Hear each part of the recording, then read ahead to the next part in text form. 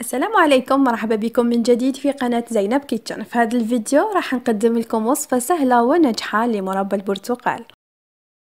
ولهذا المربى نحتاج 3 برتقالات وليمونة. نغسلهم مليح، نقشرهم ونحي لهم كامل القشرة البيضاء تاعهم.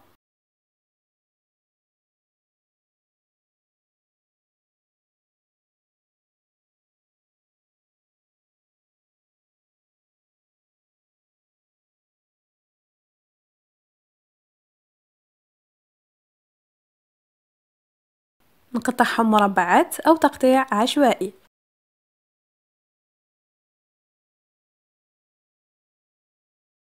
نضيف لهم 500 غرام سكر حبيبات.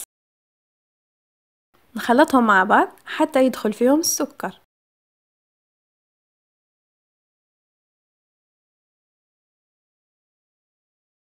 نزيد كوب ماء ما يعادل 200 مليلتر. نزيد نخلط مليح، نغطيه ونخليه مدة 24 ساعة.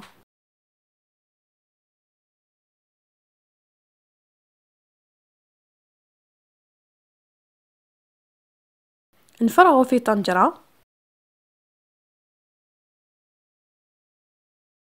نحطه فوق نار متوسطة مدة ساعة كاملة.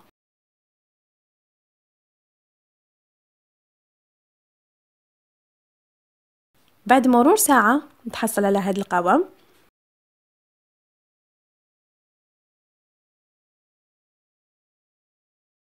راح نميكسيه، وهذا هو القوام تاعو. بعد ما ميكسيته نفرغه في وعاء زجاجي وهو سخون، وتحتفظوا به لمدة أكثر من شهر. لمزيد من الوصفات ما عليكم غير تشتركوا في القناة وتفعلوا الجرس يصلكم كل جديد. تابعوني على فيسبوك وانستغرام زينب كيتشن. ما تنسوش لايك للفيديو. إلى وصفة أخرى، مع السلامة.